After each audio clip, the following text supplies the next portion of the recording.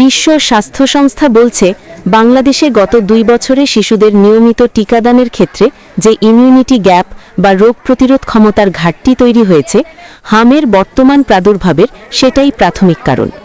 বর্তমানে দেশের 56 জেলায় হাম ছড়িয়েছে। গণমাধ্যমের তথ্য অনুযায়ী হামে মৃত্যুর সংখ্যা 50 ছাড়িয়েছে। গত 2 বছর বিভিন্ন কারণে হামের টিকার এক বা একাধিক ডোজ পায়নি, তারাই সবচেয়ে বেশি আক্রান্ত হচ্ছে। বিশ্ব স্বাস্থ্য সংস্থা জানিয়েছে, হামে আক্রান্ত শিশুদের 69% বয়স 2 বছরের নিচে, 34% বয়স 9 মাসের কম। বাংলাদেশে হাম পরিস্থিতি নিয়ে জাতিসংঘের স্বাস্থ্য বিষয়ক এ বিশেষায়িত প্রতিষ্ঠান গভীরভাবে উদ্বিগ্ন। খবর প্রথম আলো অনলাইন।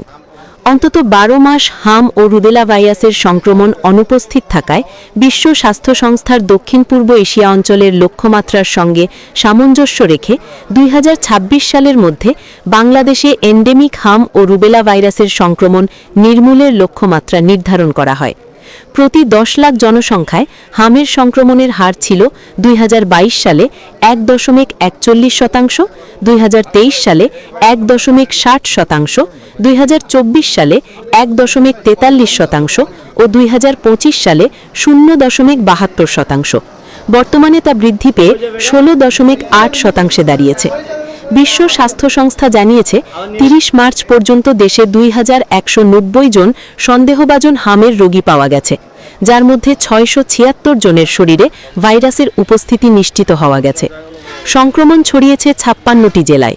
রাঙামাটি, বাগেরহাট, মেহেরপুর, জয়পুরহাট, গাইবান্ধা, লালমনিরহাট, পঞ্চগড় ও বান্দরবন এই 8 জেলায় হাম ধরা পড়েনি।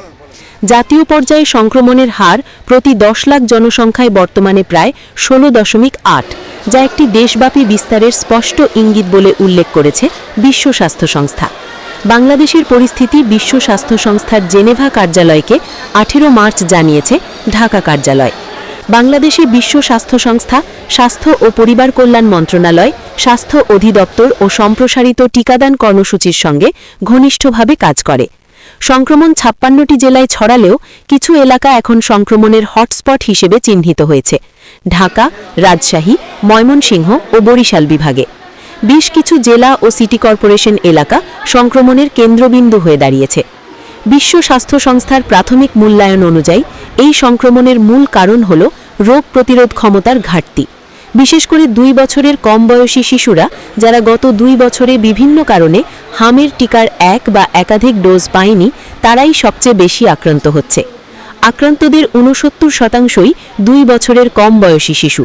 এর মধ্যে 9 মাসের কম বয়সী শিশু 34%, যা এই কনিষ্ঠতম জনগোষ্ঠীর মধ্যে উচ্চ সংবেদনশীলতা নির্দেশ করে।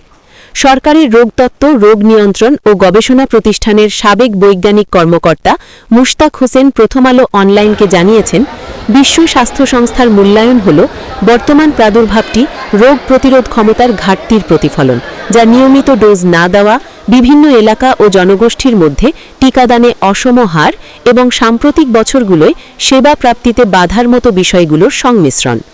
রোগী শনাক্তকরণ ও অনুসন্ধান প্রক্রিয়া শক্তিশালী করা যায় এবং আক্রান্ত ও ঝুঁকিপূর্ণ এলাকায় দ্রুত উচ্চ হারে টিকাদান কার্যক্রম বাস্তবায়ন করা যায়, তবে প্রাদুর্ভাব নিয়ন্ত্রণ করা সম্ভব।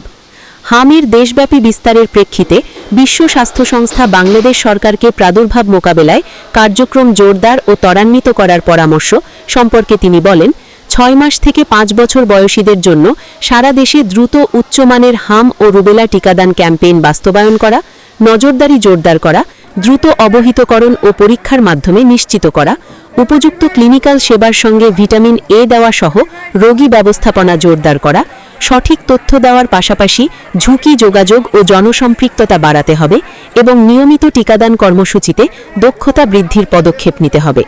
পারিশ করেছে তা যথাযথ বাস্তবায়নের উদ্যোগ নিতে হবে। শুধু মাঠ পর্যায়ে নয়, কেন্দ্র ও জেলা পর্যায়ে উপযুক্ত জনবলের ঘাটতি আছে। জনবল ঘাটতি দূর করতে হবে। বাংলার গ্যাজেটের বিশেষ প্রতিবেদন।